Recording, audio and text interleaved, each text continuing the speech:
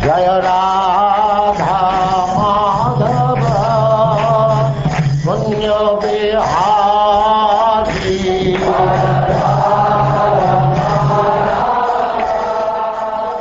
And now chapter 13. King Indra afflicted by sinful reaction.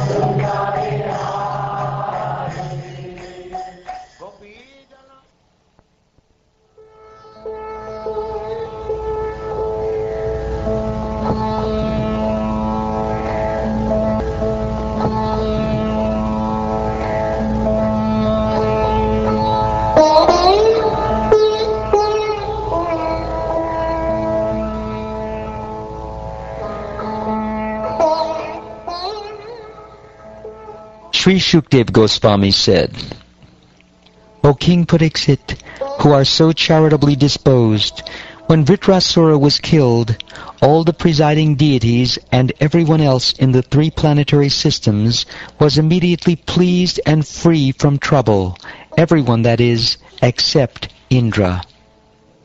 Thereafter the demigods, the great saintly persons, the inhabitants of Pitraloka and Bhutaloka, the demons, the followers of the demigods, and also Lord Brahma, Lord Shiva, and the demigods subordinate to Indra, all returned to their respective homes. While departing, however, no one spoke to Indra. O great sage, what was the reason for Indra's unhappiness? I wish to hear about this. When he killed Vritrasura, all the demigods were extremely happy. Why then was Indra himself unhappy? When all the great sages and demigods were disturbed by the extraordinary power of Vritrasura, they had assembled to ask Indra to kill him. Indra, however, being afraid of killing a Brahmin, declined their request.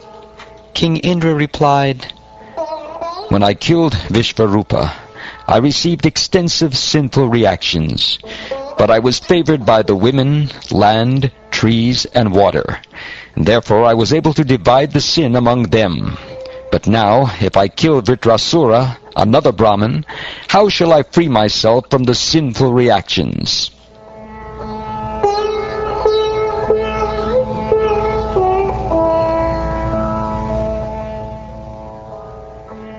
Hearing this, the great sages replied to King Indra,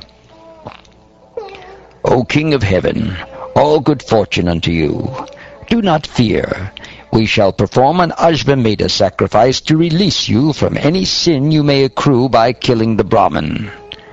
O King Indra, by performing an Ashvamedha sacrifice, and thereby pleasing the Supreme Personality of Godhead, who is the Supersoul, Lord Narayan, the Supreme Controller, one can be relieved even of the sinful reactions for killing the entire world, not to speak of killing a demon like Vritrasura.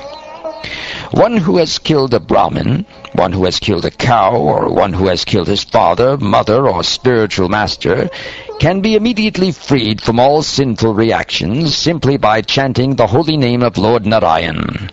Other sinful persons, such as dog-eaters and chandalas, who are less than Shudras, can also be freed in this way. But you are a devotee, and we shall help you by performing the great horse sacrifice. If you please Lord Narayan in that way, why should you be afraid?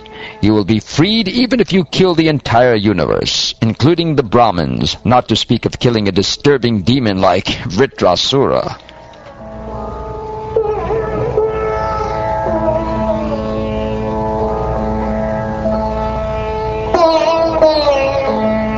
Encouraged by the words of the sages, Indra killed Vritrasura. And when he was killed, the sinful reaction for killing a Brahmin, Brahma Hatya, certainly took shelter of Indra. Following the advice of the demigods, Indra killed Vritrasura, and he suffered because of this sinful killing. Although the other demigods were happy, he could not derive happiness from the killing of Vritrasura. Indra's other good qualities, such as tolerance and opulence, could not help him in his grief. Indra saw personified sinful reaction chasing him, appearing like a Chandala woman, a woman of the lowest class. She seemed very old, and all the limbs of her body trembled. Because she was afflicted with tuberculosis, her body and garments were covered with blood. Breathing an unbearable fishy odor that polluted the entire street, she called to Indra, "Wait! Wait!" O king, Indra first fled to the sky, but there also he saw the woman of personified sin chasing him. This witch followed him wherever he went.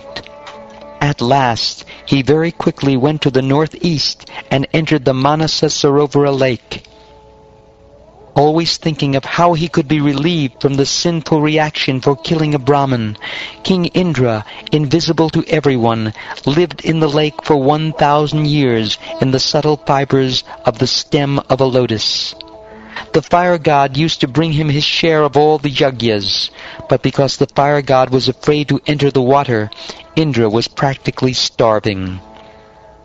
As long as King Indra lived in the water, wrapped in the stem of the lotus, Nahusha was equipped with the ability to rule the heavenly kingdom due to his knowledge, austerity, and mystic power. Nahusha, however, blinded and maddened by power and opulence, made undesirable proposals to Indra's wife with a desire to enjoy her. Thus Nahusha was cursed by a Brahmin and later became a snake. Indra's sins were diminished by the influence of Rudra, the demigod of all directions. Because Indra was protected by the goddess of fortune, Lord Vishnu's wife, who resides in the lotus clusters of Manasa Sarovara lake, Indra's sins could not affect him. Indra was ultimately relieved of all the reactions of his sinful deeds by strictly worshipping Lord Vishnu. Then he was called back to the heavenly planets by the Brahmins and reinstated in his position. O king, when Lord Indra reached the heavenly planets, the saintly Brahmins approached him and properly initiated him into a horse sacrifice, or Ashvamedha Yajna, meant to please the Supreme Lord. The horse sacrifice performed by the saintly Brahmins relieved Indra of the reactions to all his sins because he worshipped the Supreme Personality of Godhead in that sacrifice. O king, although he had committed a gravely sinful act, it was nullified at once by that sacrifice, just as fog is vanquished by the brilliant sunrise. King Indra was favored by Marichi and the other great sages. They performed the sacrifice just according to the rules and regulations, worshipping the Supreme Personality of Godhead, the Supersoul, the original person. Thus Indra regained his exalted position and was again honored by everyone.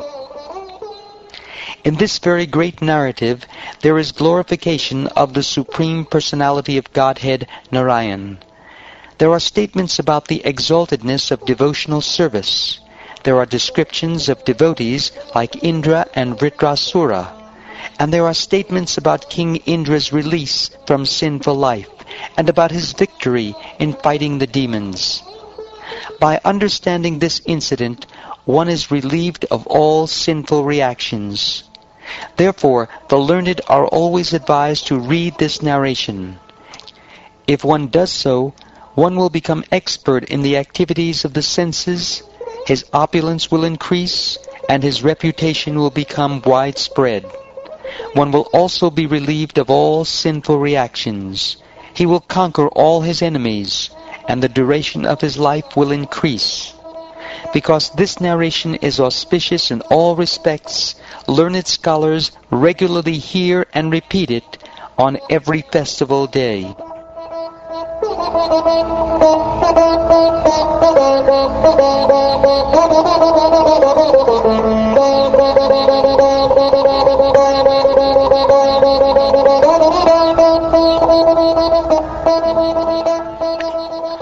Thus ends the 13th chapter of the 6th canto of the Srimad Bhagavatam, entitled King Indra Afflicted by Sinful Reaction.